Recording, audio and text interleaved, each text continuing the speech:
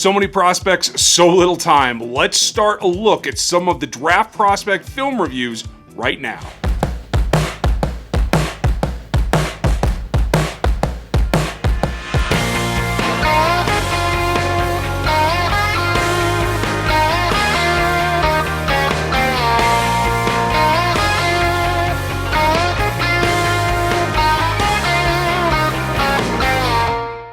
I've got a great exclusive offer to give you guys on At Last, the book written by Matt Derrick to chronicle the process of the Kansas City Chiefs and their Super Bowl victory season. This is a one-of-a-kind written by a guy who knows this team inside and out, and you can get 25% off of it at Triumph Books by using the code LOCKEDChiefs25. That's 25%. Check that out. You guys are going to love this. Welcome back to RGR. I'm Ryan. This is me going rogue with the help of some of my friends about the NFL draft, and the Kansas City Chiefs in particular. Today's going to be the start of a new series, and what we're doing is breaking up some of the draft prospects as we go to review them and how they place not only on the draft board, which will be released the week or two prior to the draft, but as well as how they fit for the Kansas City Chiefs. I'm going to be doing some film reviews. I'm going to be doing a ton of athleticism reviews. And Dan Harms today is going to get us started in doing a little bit of a look and do his own reviews on a couple of corners that I think are going to pay off. It's going to be a series. Today we're going to start with one. We'll probably break it up into several, as will I. And we want to look at the corners first because that's the biggest need on this team. If you're new to this channel, you've never found us before, welcome. I'm Ryan. You'll hear from Dan in a minute. Make sure you click that sub, hit the bell notification so you know what's going on around here. Leave your comment below. We'd like to hear from you. And leave a thumbs up if you like this video in particular. I'm not going to beat around the bush too much. There's tons to go over, a lot of prospects this year. So let's get started. Hey everybody. Welcome back to another video that I'm shooting for Ryan Tracy's RGR football channel on YouTube. My name is Daniel Harms, and now that we have the combine out of the way, the draft season is truly in full force, and the Chiefs really could use some corners considering they only have 2 or 3 under contract at this current moment. So we're going to take some time here and go over some of the players that I think could end up falling to the Chiefs at 32 or around that area that they might want to move up to get. And we're going to start off with Jeff Gladney.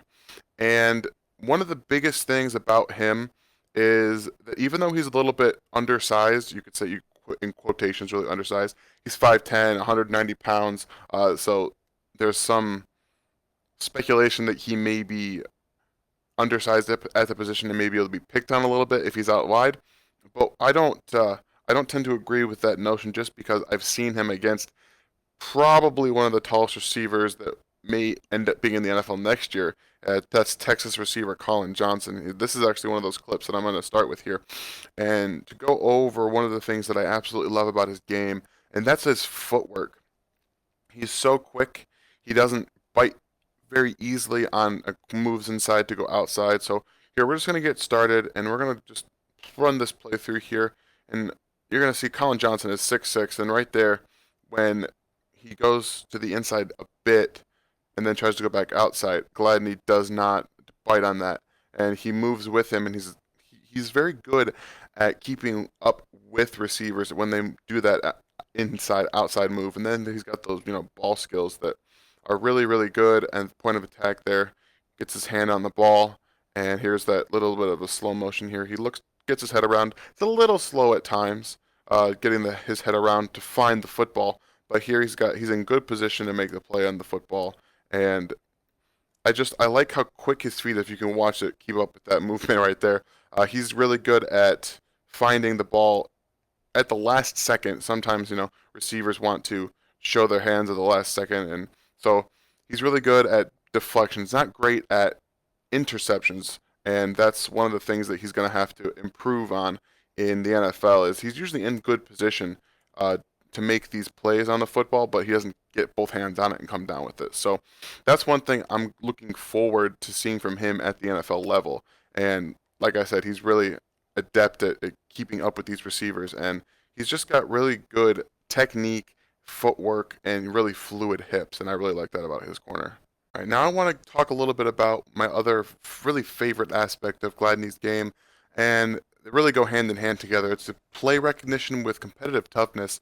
You know, outside of being a little undersized at the cornerback position, he doesn't necessarily play like it. You saw in the last clip, he goes up and against the 6'6" Colin Johnson and is able to defend the ball at the catch point. So he may be 5'10", but he's definitely got a competitive edge to him that puts him up against some of the best corners in this draft, and he's competitive with all of them. I think he's got a really good skill set.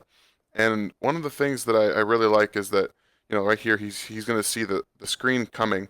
He goes down to fight underneath the block, comes back around, and gets back to the guy that has the ball. And that's just the willingness to never give up on a play.